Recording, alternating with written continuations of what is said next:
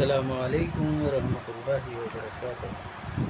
رب اشرح لي صدري ويسر لي أمري واحلل عقدة من لساني يفقهوا قولي. హజరత్ ఆయిషా రజియల్లాహు తాలా గారితో ఇలా ఉల్లేఖించబడి ఉన్నది. కరుణామూర్తి ప్రవక్త సల్లల్లాహు అలైహి వసల్లం ఇలా ఉపదేశించినారు: నా ఉమ్మత్ కష్టములో పడును అనే భయము నాకు లేకపోతే నేను ప్రతి నమాజ్ యొక్క వుజూలో మిస్వాక్ చేసే ఆజ్ఞ ఇచ్చేవాడిని. అబూ హురైరా ఇమాం మలిక్ వివరణ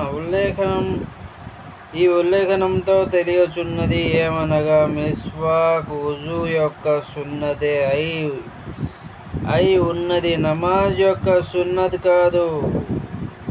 మరియు ఏ ఉల్లేఖనములో అయితే నమాజ్ సమయంలో మిస్వాక్ చేసే ఆజ్ఞ ఉన్నదో దాని భావం కూడా ఇదియే. నమాజ్కి ముందు నమాజ్ కొరకు చేసే వుజూలో మిస్వాక్ చేయవలెను, అంతేగాని నమాజ్ కొరకు నిలబడినప్పుడు కాదు. ఎలాగైతే పై ఉల్లేఖనంలో స్పష్టంగా ఉన్నది, నమాజ్ సమయంలో వుజూతో పాటు మిస్వాక్ చేసే ఆజ్ఞ ఇచ్చే కాంక్ష ప్రవక్త సల్లల్లాహు అలైహి వసల్లం గారు వెలిబుచ్చినారు.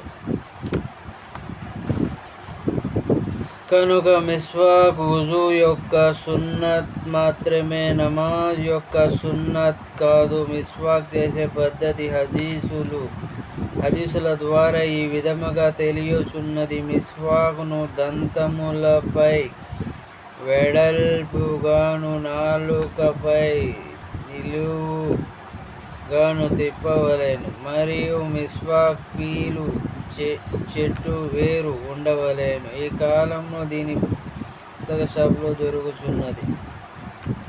అస్సలాము అలైకుం వరహ్మతుల్లాహి వబరకాతుహ్.